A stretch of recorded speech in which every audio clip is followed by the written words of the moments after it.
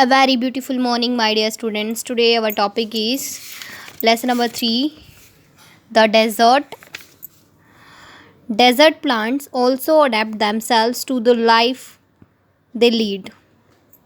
बच्चों, हमने जो है आज हम यहाँ इस पैराग्राफ से स्टार्ट करेंगे. पिछला जो पैराग्राफ था हम पढ़ चुके हैं.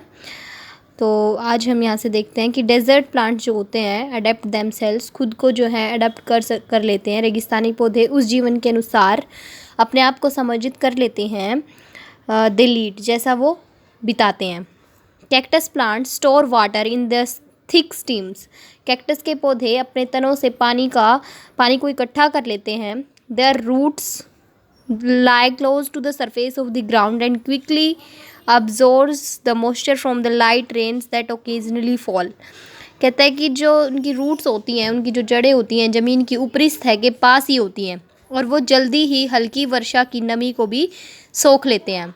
जो वर्षा कभी कभार होती है उस वर्षा को भी वो सोख लेते हैं. The major feature of all deserts is of course dryness and variations of temperature. जो सभी डेजर्ट होते हैं, सभी रेगिस्तानों की प्रमुख विशेषता वास्तव में सूखापन और तापमान में भी भिन्नताएं होती हैं. In humid climates, the moisture in the air acts like a blanket and protects the earth's surface from the hot rays of the sun. तो कहता है कि सभी जैसे आर्द्र जलवायु में हवा की जो नमी होती है कंबल की भांति काम करती है और पृथ्वी के धरातल को सूर्य की गर्म किरणों से बचाती हैं. The absence of this blanket in desert lands causes the desert to heat up rapidly during the day and to cool off rapidly at night. इस कंबल की जो अनुपस्थिति होती है मरुभूमि में रेगिस्तान को तेज़ी से दिन के दौरान गर्म होने का कारण होती है और रात के समय वो जल्दी से ठंडा होने की कारण होती है.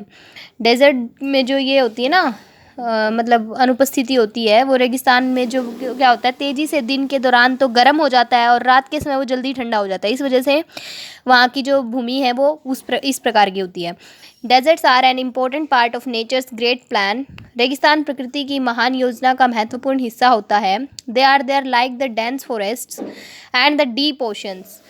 Just because they are hot and dry, one should not look upon them as useless parts of the earth. कहते हैं कि they are like the dense forest.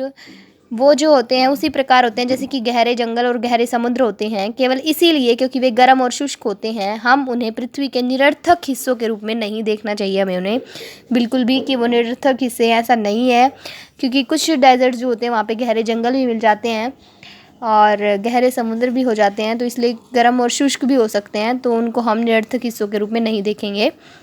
आगे जो हमारा कॉम्प्रिहेंशन चेक के क्वेश्चंस दिए गए हैं 3, जो हमारा कॉम्प्रिहेंशन चेक 2 है आज हम वो करेंगे. कल हम कॉम्प्रिहेंशन चेक फर्स्ट कर चुके हैं. तो देखिएगा, a camel can do without water for days together, what is the reason given in the text. जो ऊँट है वो एक साथ कई दिनों तक पानी के बिना गुजारा कर सकता है. इस चीज़ में इसका क्या कारण दिया गया है, मतलब इस लेसन में इसका क्या कारण दिया गया है, किस लिए वो ऐसा कर सकता है. सो देखिएगा, lesson 3 the desert comprehension check 2. तो a camel can do without water for days together because they do not sweat. कहता है कि जो कैमल होता है वो विदाउट वाटर काफ़ी दिनों तक रह सकता है क्योंकि उसको पसीना नहीं आता. They can stand high body temperature, वो अपना हाई बॉडी टेम्परेचर होता है. सिंस दे डोंट स्वेट, इसलिए वो पसीना नहीं बहाते. They retain the water they had drunk long before, वो काफ़ी दिन तक जो है वही पानी पी लेते हैं जो उनके पास मतलब उन्होंने अपने अंदर जो है समाहित करके रखा होता है. सो क्वेश्चन नंबर 2 देखिए, how do the smaller desert animals fulfil their need for water. जो रेगिस्तान के छोटे प्राणी होते हैं अपनी पानी की ज़रूरत को कैसे पूरा करते हैं. The smaller desert animals burrow underground during the hot day. जो स्मॉलर डेजर्ट एनिमल्स होते हैं वो मतलब भूमि के नीचे जो हैं बिल बना लेते हैं हॉट दिन के मतलब जो गर्म दिन होता है उसके दौरान.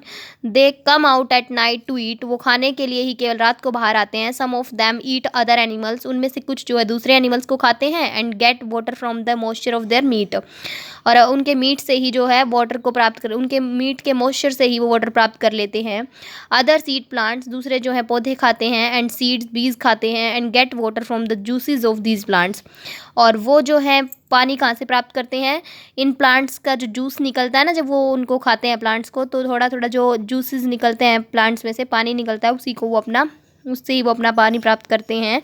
इन दिस वे, इस तरीके से the smaller deserts animals fulfil their needs for water. इसलिए जो छोटे छोटे एनिमल्स होते हैं वो अपने फुलफिल कर लेते हैं इस नीड को, पानी के लिए जो उनकी आवश्यकता होती है, ज़रूरत होती है, इस प्रकार से वो पूरा करते हैं। थर्ड क्वेश्चन देखिएगा। In a desert the temperature rises during the day and falls rapidly at night, why? कहता है कि एक रेगिस्तान में दिन के दौरान जो है तापमान बढ़ जाता है और रात को तेज़ी से नीचे गिर जाता है, ऐसा क्यों होता है? तो there is lack of the cover of moisture in the air in a desert. यहाँ पे कमी होती है मॉइस्चर की, डेजर्ट की हवा के अंदर मॉइस्चर की कमी होती है। The absence of the cover of moisture causes the desert to heat up rapidly during the day and to cool off rapidly at night।